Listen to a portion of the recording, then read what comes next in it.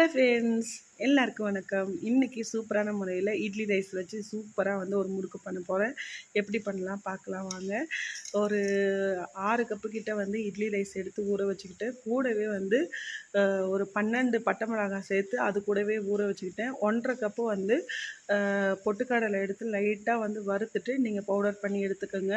அரிசி அரைக்கும் போதே பார்த்தீங்கன்னா 10 பூண்டு பல் ஊற வச்ச அந்த பட்டை மிளகாய், அதாவது காஞ்ச மிளகாய் எல்லாத்தையும் சேர்த்து ரைஸ் கூட நல்லா நேவாக மைய அரைச்சிட்டு நீங்கள் கூடவே எள், அதுக்கப்புறம் ஓமம், ஜீரகம், உப்பு, அதுக்கப்புறம் பெருங்காயம் இதெல்லாம் சேர்த்து நல்லா பிசைஞ்சிட்டு நீங்கள் தேவைப்பட்டால் தேங்காய் பால் சேர்த்துக்குங்க.